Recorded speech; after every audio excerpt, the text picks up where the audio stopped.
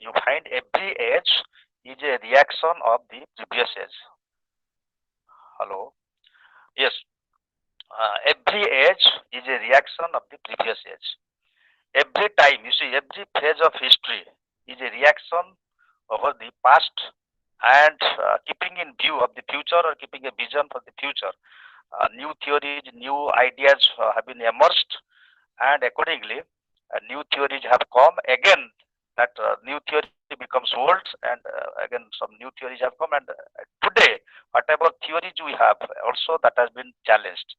This is not something not new in literature, also in science.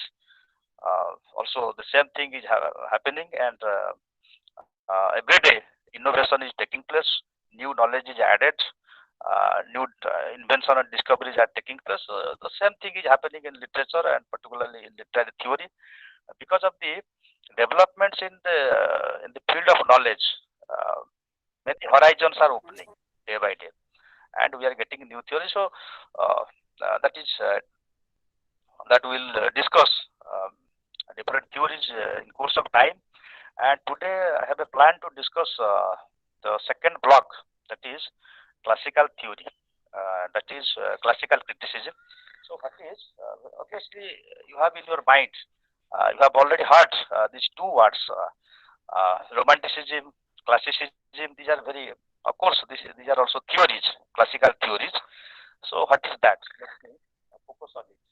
Then I will discuss something on Aristotle's Plato's, yes, Plato's ideas of literary criticism, how he banished poets from his ideal republic, and how his disciple Aristotle, how he is defending, how he has defended poetry.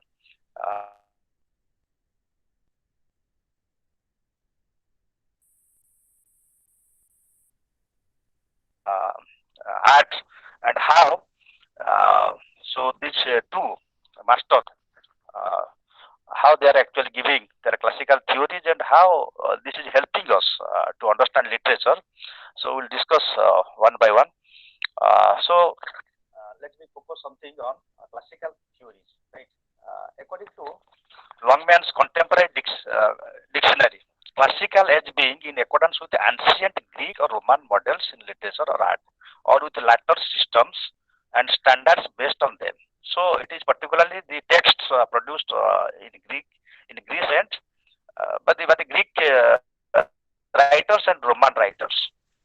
So they are classic literature. The 8th and 4th BC, for its brilliance in literature, philosophy, and the visual art, is normally known as the classical age, from the 8th to 4th BC, before Christ. So this period is the classical period, and according to this period, according to actually the writers, the critics, those who have given their actually theory of literature, given their rules, at this age is particularly known as classical age, and in this period, whatever texts have been produced, um, they are known as classical literature. And you know, in the Elizabethan age, in the Renaissance, actually, that is of course the beginning of modernism, but still, classical learning have been revived, and accordingly, this is also known as Renaissance or the revival, right? That revival means revival of the classical text. That means the scholars, the literary minds, they started reading the classics, and accordingly, Renaissance is coming to Europe and also in other parts of the world. Classical is the inner core. As far as our experience, our knowledge is concerned, we know it's a common thing, it's a common belief, it's a common understanding that classical is the inner core, unique and pioneer force with blending of ideas and inspirations, known, unknown, which we have inherited through our ancestors. Therefore, it is modified and personalized in accordance to our milieu and convenience. In this regard, the first invented computer can also be regarded as classical piece of antiquity. So when the first computer was invented,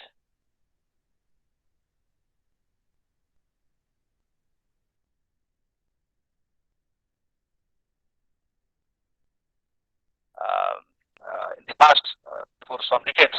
So it may be also it may be considered as classical antique. So whatever masterpiece we are getting in the past, we have got in the past.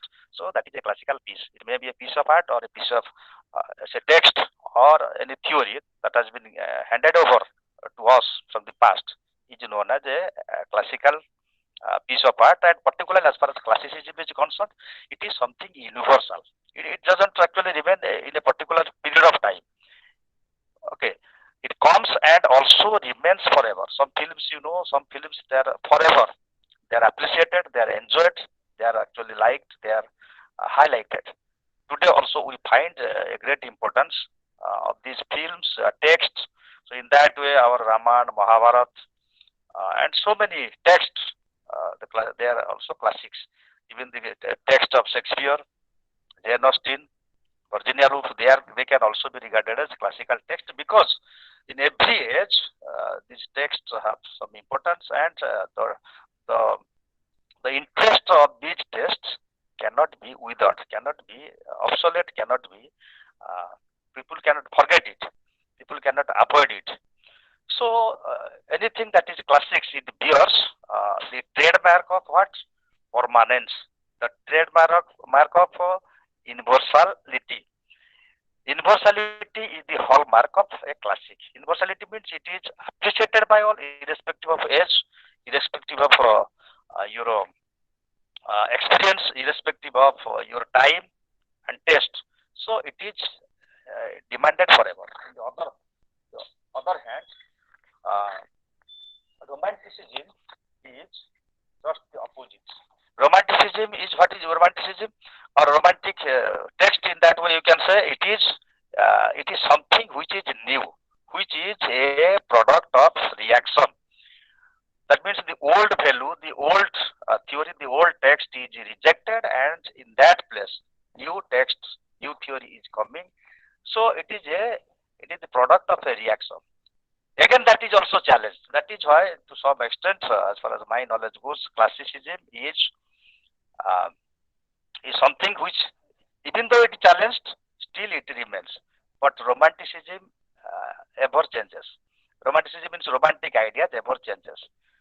Many revolutions are taking place, and again that revolution is also finds a counter revolution.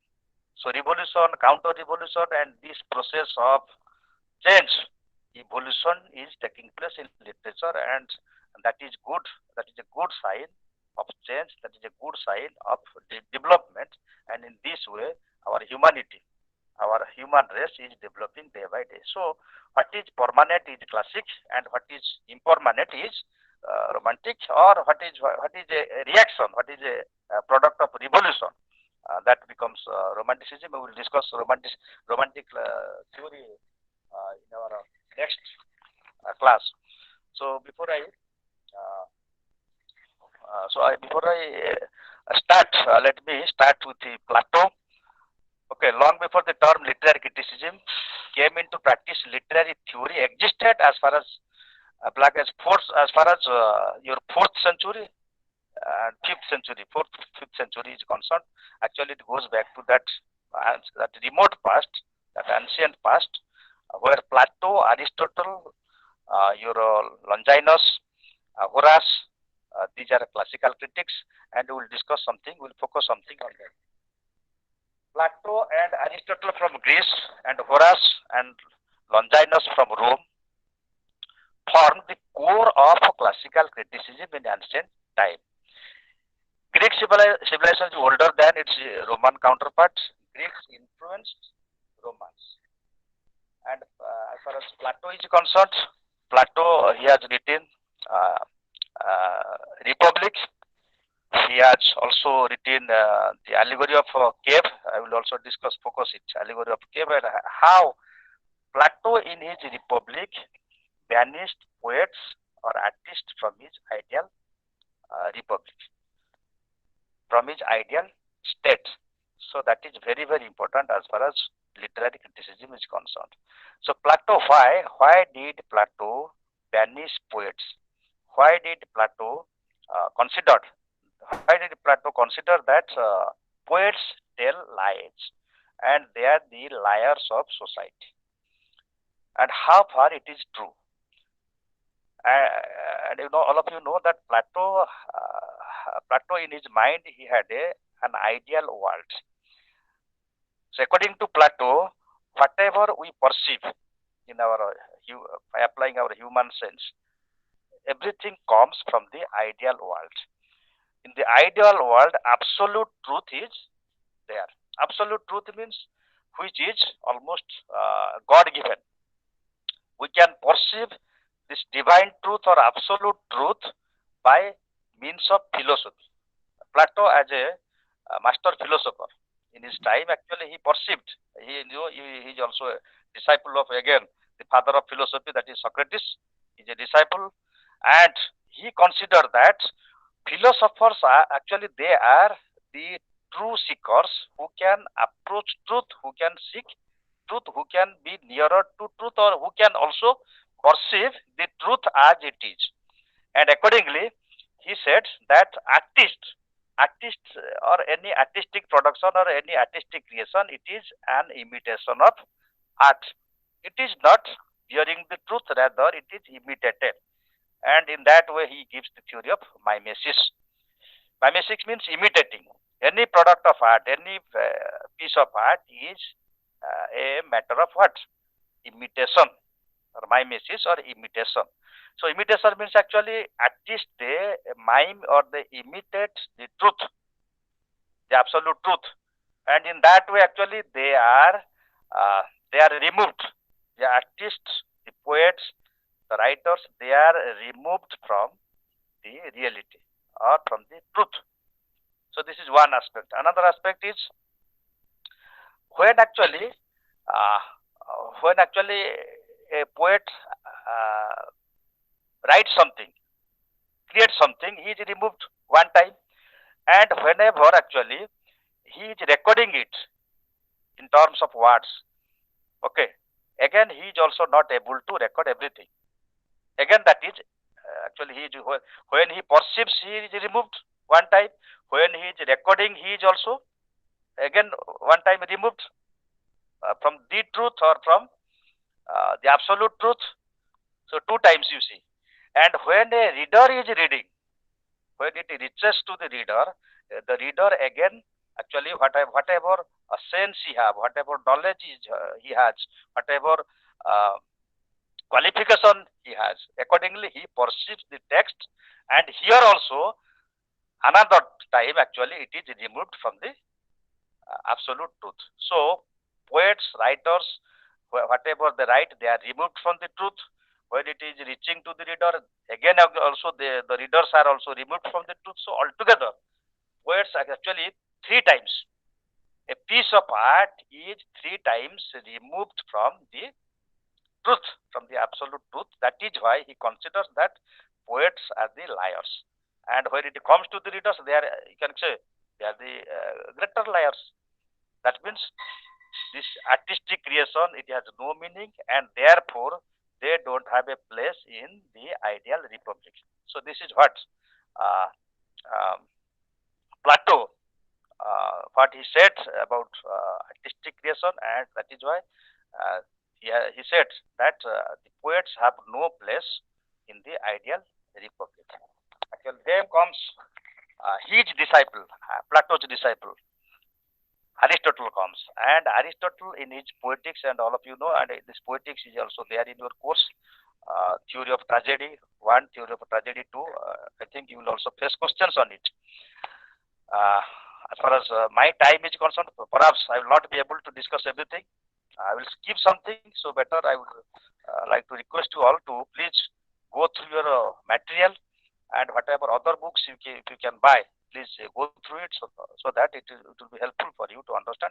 And there are actually beautiful theories are there, beautiful actually things have been discussed, so that if you have interest, you can know a lot. Then I will go to Aristotle. Aristotle actually he gives the definition of tragedy. He also prescribes some rules of tragedy, how tragedy is created, and how does tragedy create pity and fear, and how tragedy is enjoyed by the readers, by the spectators. Okay, so we'll discuss it. Now you come to the definition of uh, tragedy. If you have a copy, you may note down, because this is very important definition as far as Aristotle's poetics is concerned. Tragedy is, he defines tragedy like this: tragedy is an imitation of an action. Tragedy is the imitation of an action, serious, complete, and of a certain magnitude, in a language beautified in different parts, with different kinds of embellishment, through action, not narration, and through the scenes of SCENES, through the scenes of pity and fear, bringing about the catharsis of these emotions. Uh, Let me repeat. Tragedy is an imitation of an action, serious, complete, and of a certain magnitude, in a language beautified in different parts, with different kinds of embellishment, through action and not narration, and through scenes of pity and fear, bringing about the catharsis of these emotions. So this is what Aristotle, how he defined tragedy, and we will discuss something on this particular point. Aristotle was actually, he has also written some other works on rhetoric, on soul, on metaphysics, analytics, physics, de anima, Nicoman, ethics, and poetics. So these are some of the creations of theories of Aristotle, and in his time he is considered as the master of philosophy, or he is everything. He is the master of art. He is the scientist of his time. He is the sociologist of his time, and he is everything. Okay. Uh, for the ancient poets, were neither made nor born, but chosen by the gods. Poetry was not considered to be entirely within the control of the poet. The poet was the prophets of the muse. This is the classical idea. What many philosophers, many classical masters, they perceived that poet is not an ordinary agent. Poet actually, during that time, actually whatever literature was produced, poets produced, and actually it was in the form of verse. That is why everything what was written were considered as poetry, maybe drama in the form of dialogue, or maybe poetry as it is, or whatever. Whatever was produced in the form of verse. Verse means poetry in the form of poetry. So poetry is the beginning of literature, you know. Okay, our Rig Veda or whatever Vedas, Upanishads, it is also a form of poetry, even including Ramayana and Mahabharata. Okay, and as far as mythology is concerned, as far as prehistory is concerned, the first sloka, I think you know, we know that in Sanskrit the first sloka is Ramayana's first sloka, Manisad Patishtam, Tomagama Saswati Sama, Jat Kruncho Mithunat, Ekam Avadik Kamavoitam. This is many critics, many scholars, they consider that this is the first verse of and that is originated by in India by Maharishi Valmiki. It goes back even before before Aristotle and Socrates or Plato. So anyway, so as we are actually discussing this European ideology or European theory, so we have to consider the Aristotle's theory of poetry, theory of tragedy, and as there is a common thing that all the classical masters, they consider that poets, they are the perfects of the muse, and in this way actually we have an Indian parallel verse in India, that poets actually they are the Prajapati, and that is a sloka, you know, Apara Kavya Sansare Kavireva Prajapati. So that is a Sanskrit sloka. Means the poets are the prophets of the muse, or the poets are the Prajapati, they are the creator, and they are the also visionary. Okay, they are very close to the God, the truth. Okay, they are not ordinary ordinary people. So this is the classical idea as far as India is concerned and as far as also Europe is concerned. So classical masters, they considered poets as the prophets of the muse. Aristotle and Plato were the great masters of the classical criticism. Aristotle regarded mimesis as a natural healthy impulse. Mimesis means actually, as Plato said, actually it is an imitation. It is thrice removed from reality.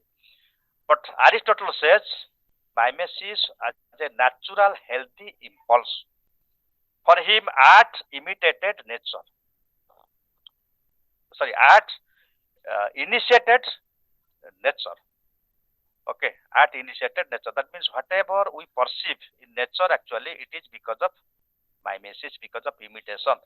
In your mind, in your creative mind, in your aesthetic mind, aesthetic, the art of perceiving beauty, the art of perceiving truth, that is aesthetics. It is also theory.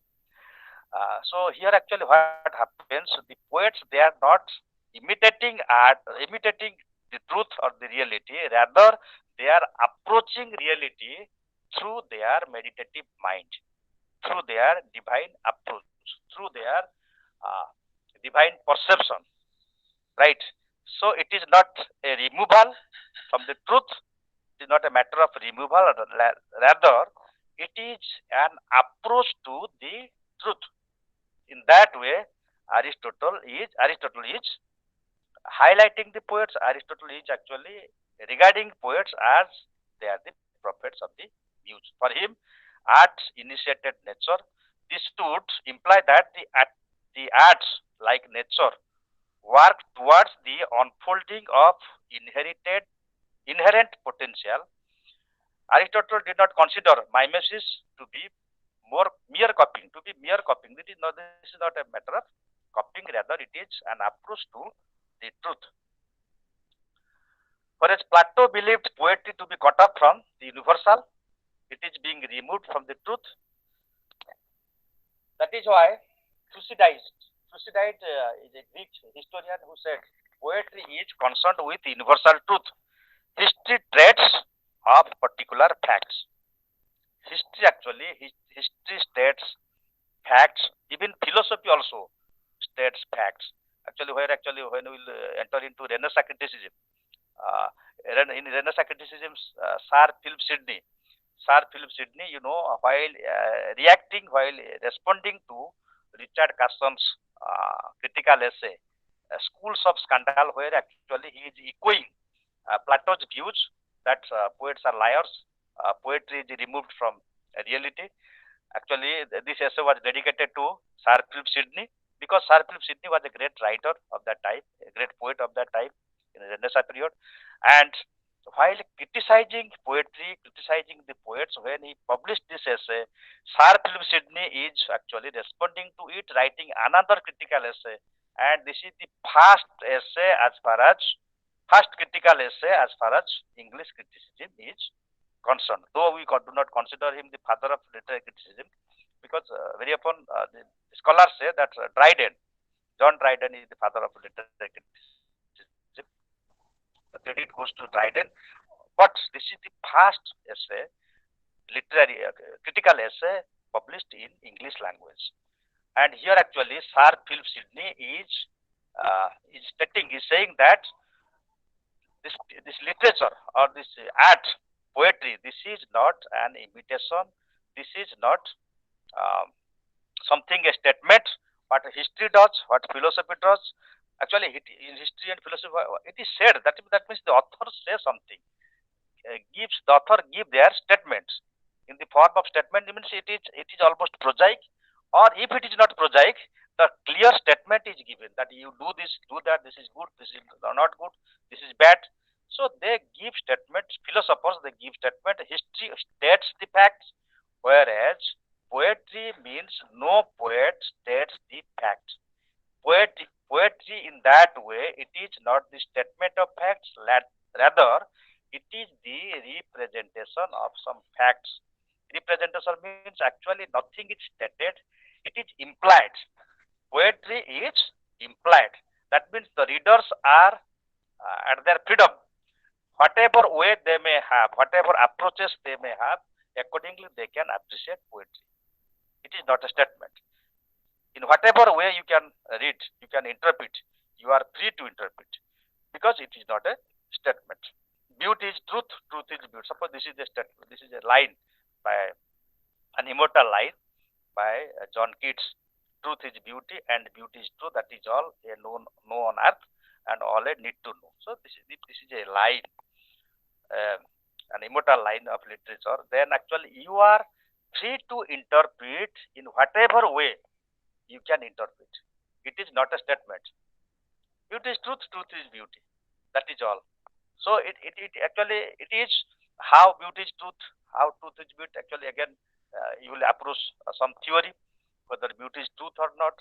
You will ask question to yourself and all accordingly you will analyze. It is not a statement. Nobody says that you accept it. Nobody says that this is a fact. So as far as literature is concerned, as far as art is concerned, nothing is final. As post-structuralist, we will discuss that theory. Structuralism, post-structuralism, that is deconstruction. So this is a beautiful line. The post-structuralist who says that nothing is final in literature.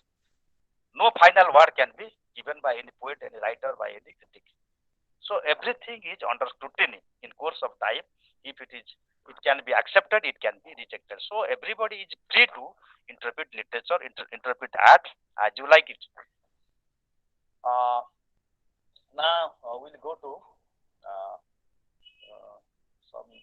Aristotle proposed that for the tragedy unit of action, place, and time, he expanded notion of catharsis as in the definition of tragedy. I have already mentioned that it arouses what pity and fear, bringing about the catharsis of these emotions. What is catharsis? Okay, catharsis means actually this is actually it's a medical word. It's a medical word, and it has many other connotations. But as far as literature art is concerned, this is to some extent this is an error in judgment, where actually the tragic hero commits a mistake and thereby he suffers. Okay, and suffering takes place on the stage.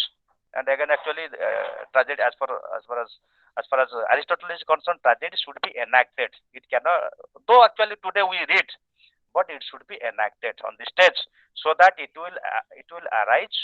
It will actually give rise to pity and fear, and thereby what happens? Catharsis will be created out of tragic flaw or out of hamartia, out of the error in judgment, right? And thereby the hero, the tragic hero, will suffer on the stage, and it will arise what? It will arise pity and fear in the minds of the spectators, in the minds of the viewers who are watching the tragedy of the tragic hero. So in that way, it will create catharsis. Means this is the other word, the other parallel word synonym would be it is known as what? It is known as purification or purgation or clarification. These words may be parallel words. Purification of the soul. It will do what? It will act like purifying the soul, right? Or bringing about what? Bringing about a clarification in your idea or in your mind that okay, for this reason, this tragic hero is suffering. And if the tragic hero is suffering for this error in judgment, for this mistake that has been committed by him, for this whatever sins or whatever crimes or whatever it may be, this is because of the error in judgment. This is because of some mistakes that he has committed, for which he has to suffer. And the hero suffers, never surrenders. The tragic hero always suffers. He becomes ready, or he gets ready to suffer, to face the consequence of whatever mistakes he has committed, whatever error he has committed, he has to face it. If he surrenders, that cannot be a tragedy. If he says, okay, you please forgive me, that cannot be a tragedy. Right? Jesus Christ is also in that way. He is a tragic hero as far as Christian theology is concerned, as far as the Holy Bible is concerned, because he never surrendered. Please forgive me, please let me go. I have committed error. No. So a tragic hero faces what? The consequence. It may be a judgment. If you link it to religion, that will be the interpretation will be something different. But as far as texts are concerned, as far as the writings are concerned, if it is a tragedy, if a tragedy is taking on the stage or on the screen of your computer or your TV, maybe a film or maybe any form of drama. So what effect does it have on the viewers? So immediately its effect is creating pity and fear in your mind, and thereby what happens? You undergo a kind of catharsis, that means purgation of your soul. Purgation means purification. You purify your emotion. How? When you have your pity and fear in your mind. That means these are universal emotions, the common emotions that every human being possesses in one's mind. And when the situation comes, you face or you see a tragic hero suffers on the stage. So immediately what happens? You have this emotion, this original emotion, this basic emotion, which makes you what? Which relaxes your soul.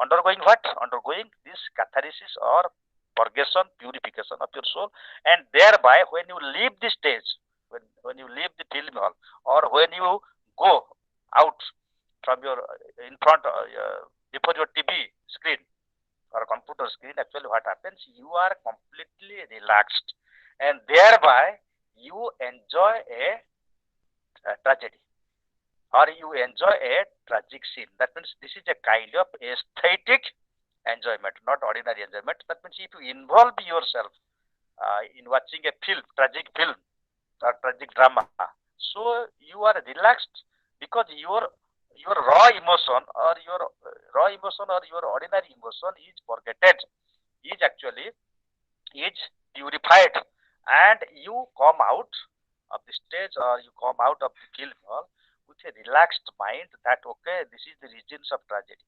So let me be cautious. I should not also commit error. I should not be so ambitious like Macbeth, or I should not be so. Uh, so actually, I should not be so overwhelmed, or I should not be. I should not have any flaws in life, so that I would suffer like Hamlet or Macbeth or Othello or King Lear, because they suffer on the stage because of their error in judgment. So this is how Aristotle tragedy gives us this idea about tragedy, and tragedy is enjoyed throughout the phases of history. We have been enjoying tragedy in this way, though nowadays we don't have tragedy because nowadays modern human beings they are uh, facing tragedy like this pandemic situation, corona crisis. But as far as art is concerned, because art is now a business, a true art is not presented on the screen. As a result, actually, tragedy is not there today. That means tragedy has died. Since tragedy, why tragedy has died? Because people are not ideal. People they are not ready to suffer. They refuse to suffer. They deny suffering. They deny suffering. Why? Because they are also scared of committing any heroic act. That means people are scared. People are escapist. Uh, they they avoid tragedy. You see, tragedy is not committed by ordinary people. Tragedy actually, who is a tragic hero? Actually, while giving qualification of a tragic hero, Aristotle says that a tragic hero must be a great man, not ordinary people. Ordinary people cannot be tragic hero.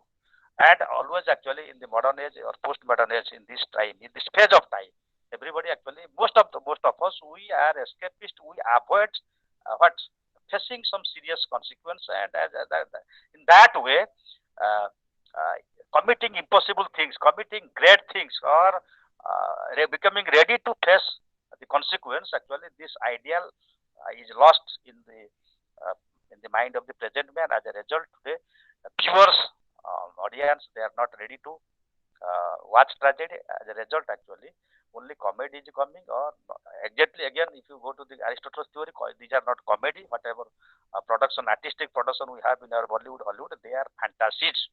We'll also discuss it while discussing romantic criticism. Uh, what is imagination? What is fantasy given by S.T. Coleridge in his critical essay Literaria Biographia. We'll discuss it.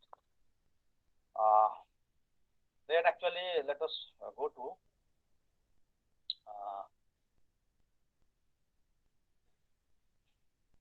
am I audible or not? Hello. Let me know from Yes, sir. anyone. Yes, sir. Yes, sir. Am I clear while I explain certain things? See, I am also deliberately skipping many things. I have a number of points to discuss because I would like to finish this classical criticism today. I think how many minutes left, I do not know. I have this idea, that is why I'm skipping many points. Let me go to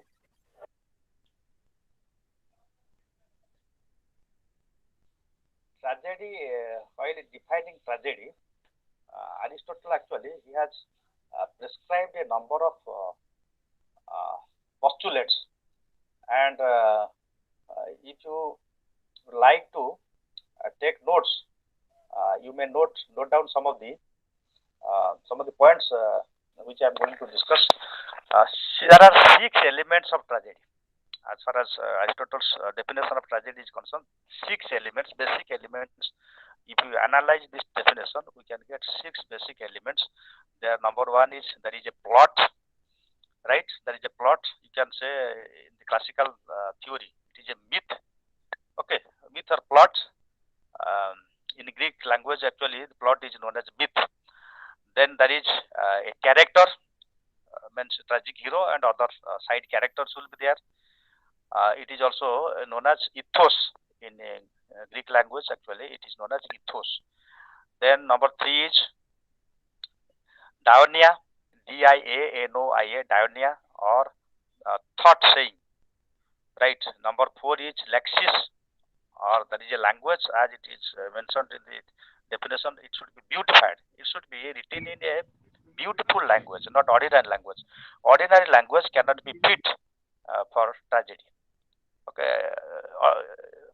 see, any classical drama, any classical play, you see, for example, Ramayana, Mahabharata, you cannot find ordinary dialogue.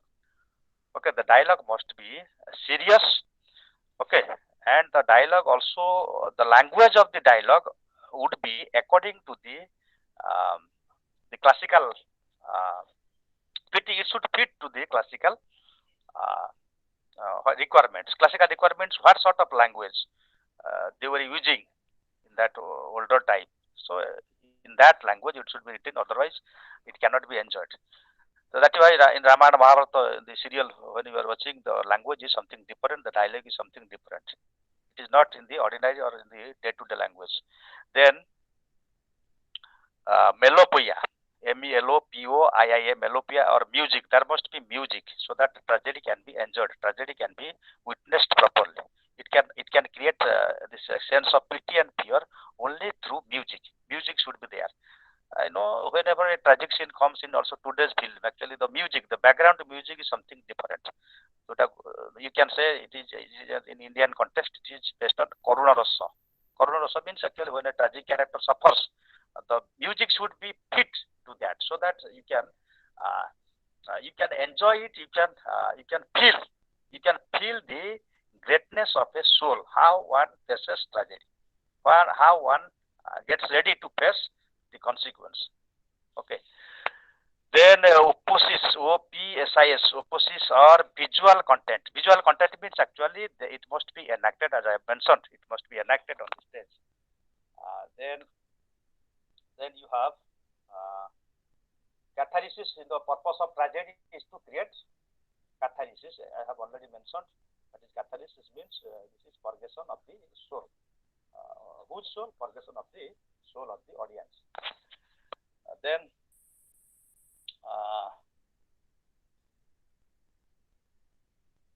then I will go to some other matters.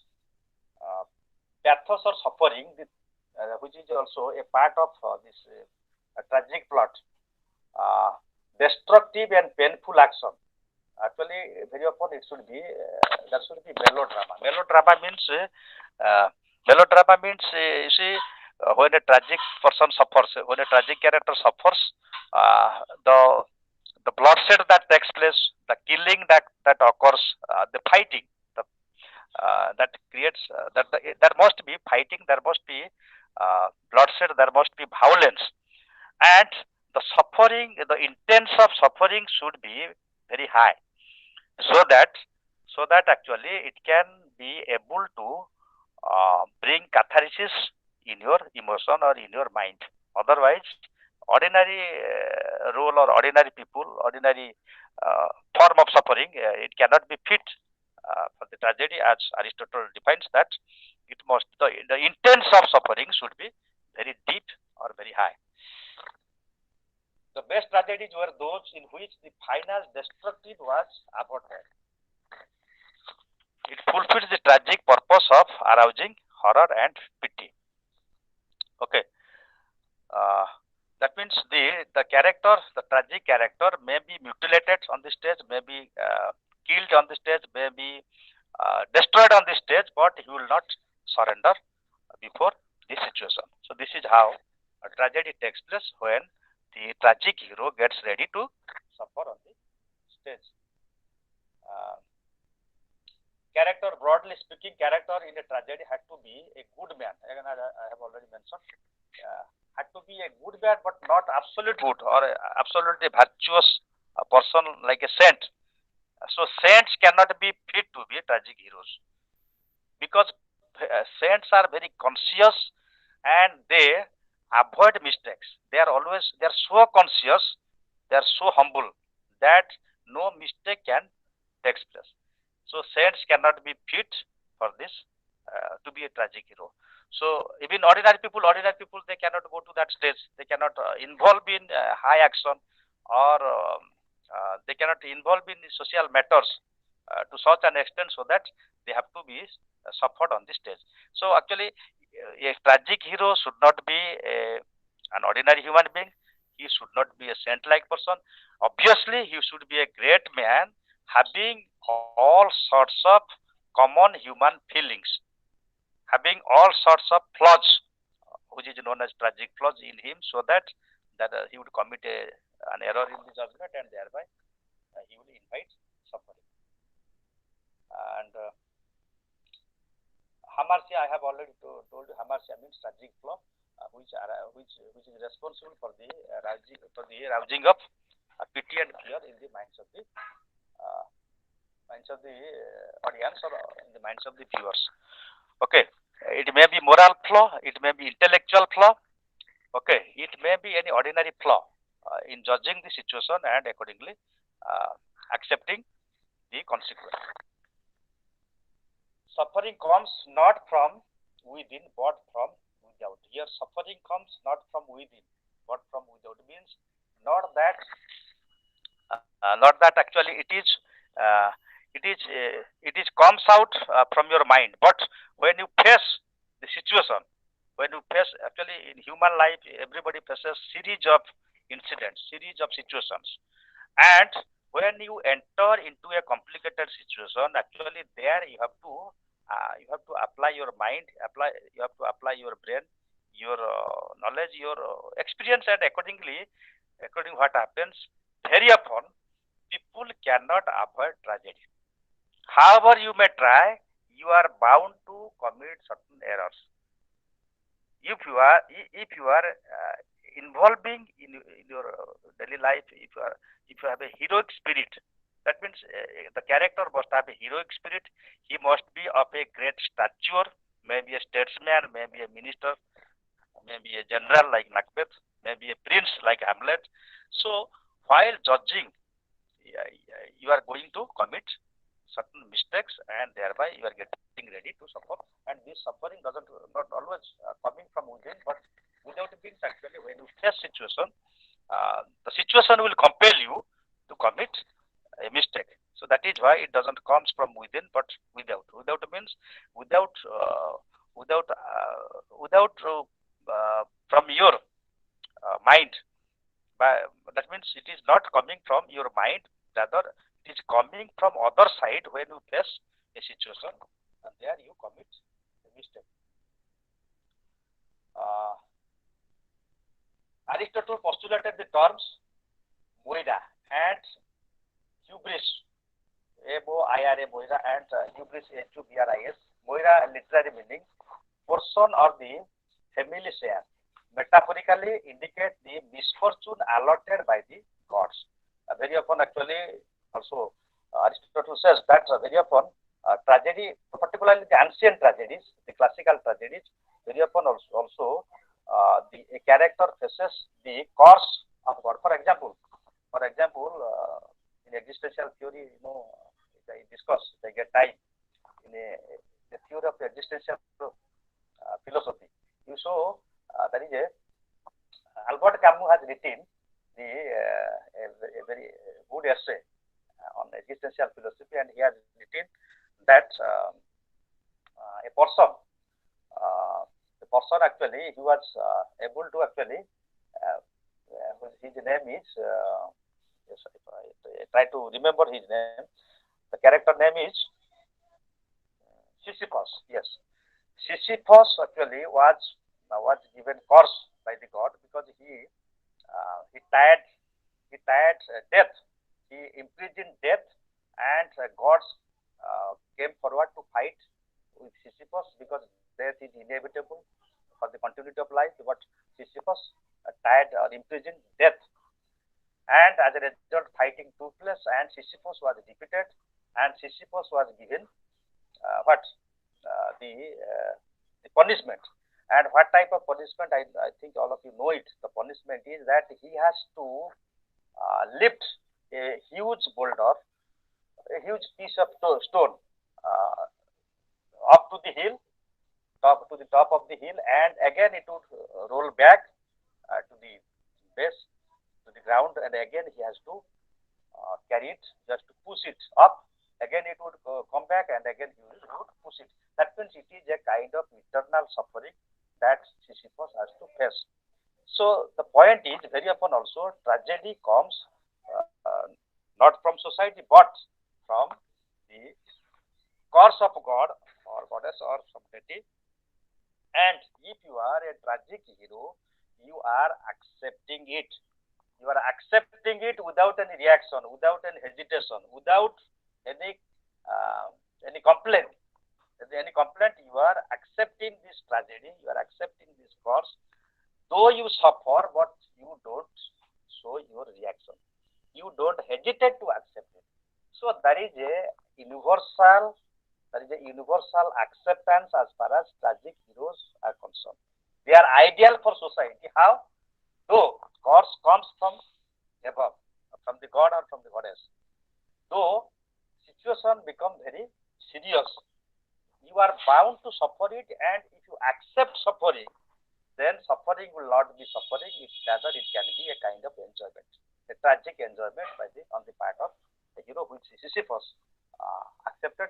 So, in that way, Aristotle's theory is very fit for Sisyphus, and accordingly, Albert Camus is writing. I will discuss it in absurd theory.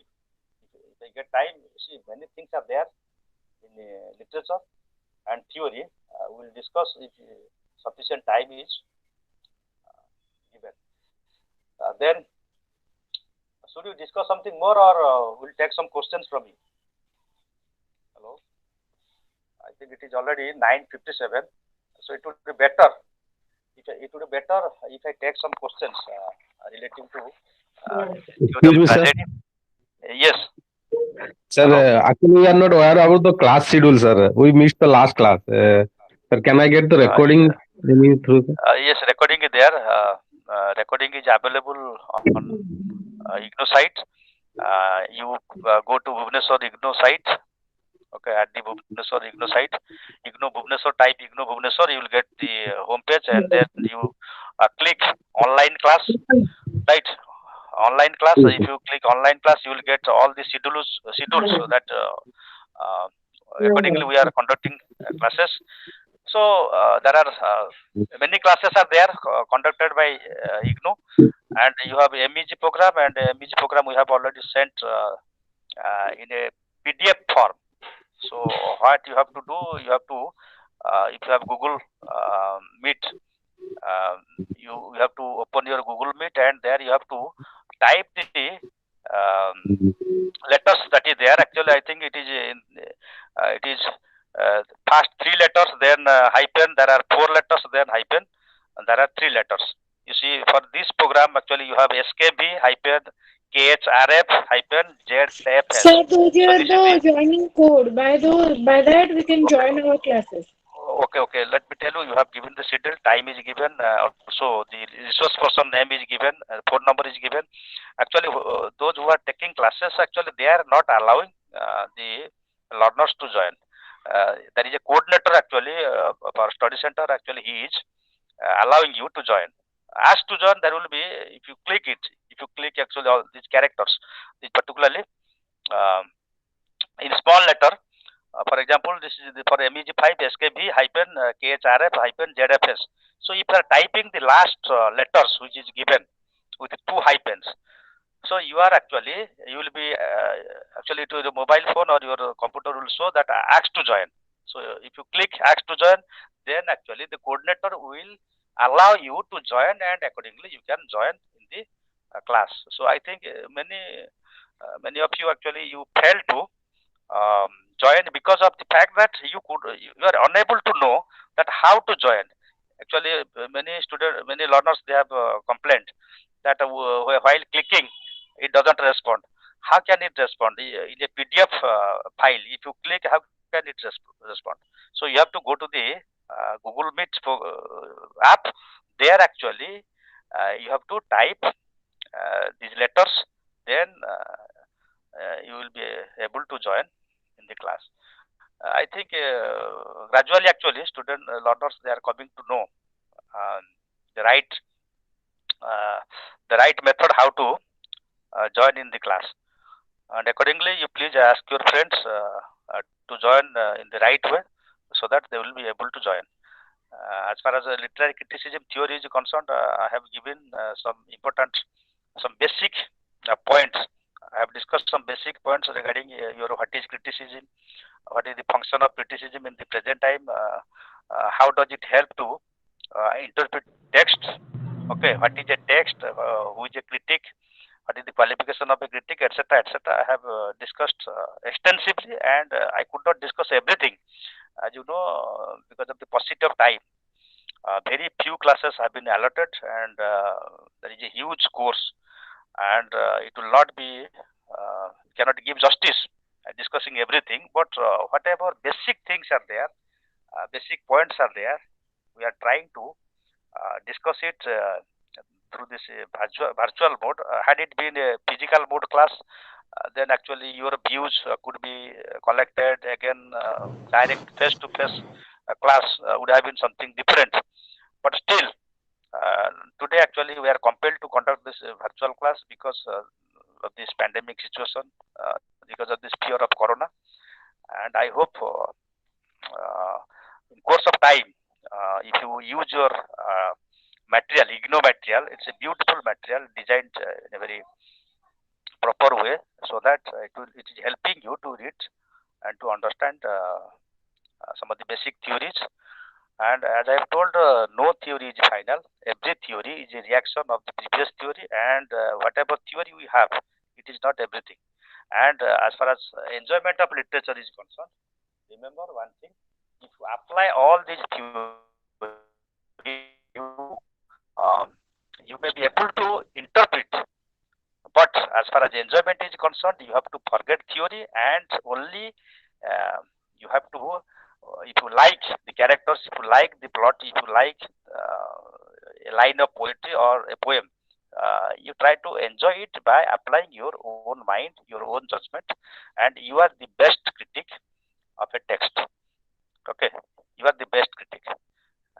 Only for this academic study, for the sake of examination, a lot of theory that will confuse, no doubt, but still, theory cannot be everything for enjoying literature. But as far as analysis of text is concerned, if you are undergoing a PhD course or writing a thesis, this will help. Otherwise, for the sake of an ordinary reader, your common human mind is sufficient to understand the text. Okay.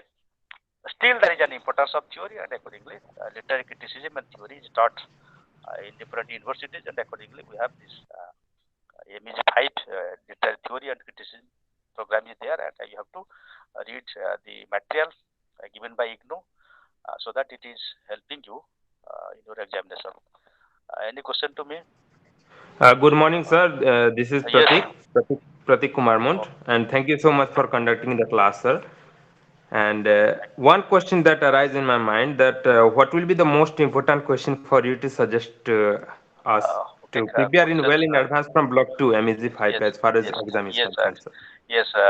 From our side, let me tell you, in all learner support centers, LSC centers, you see the counselors who are there to evaluate your assignment. Assignment question will be formed uh, by the IGNOU people.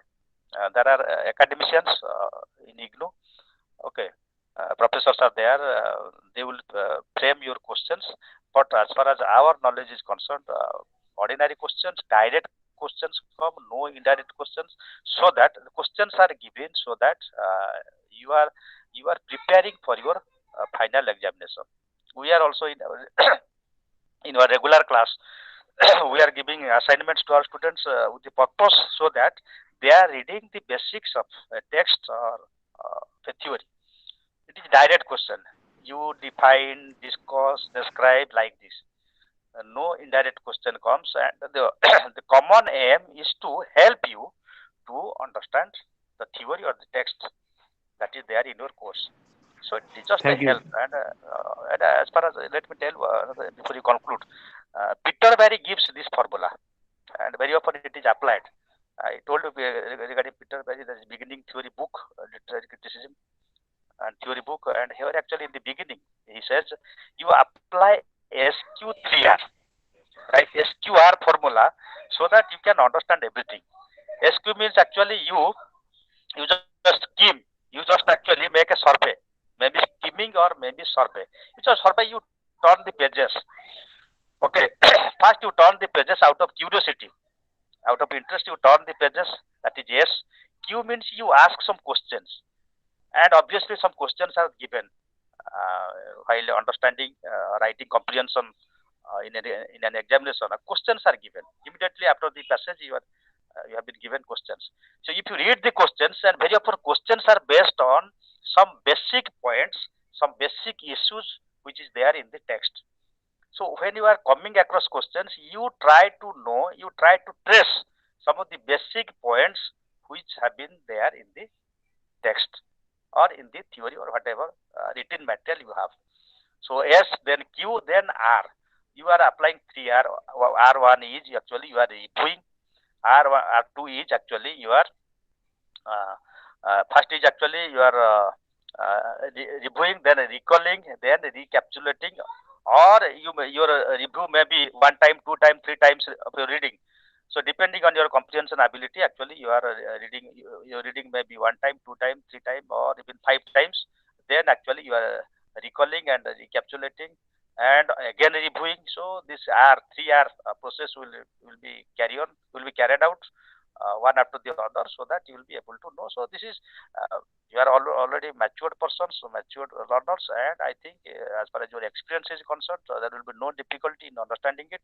Whereas we are facing in our regular classes that students are immature, and they, because of their age, young age, they are immature, and they fail to understand different theories, different complications that is there in the text.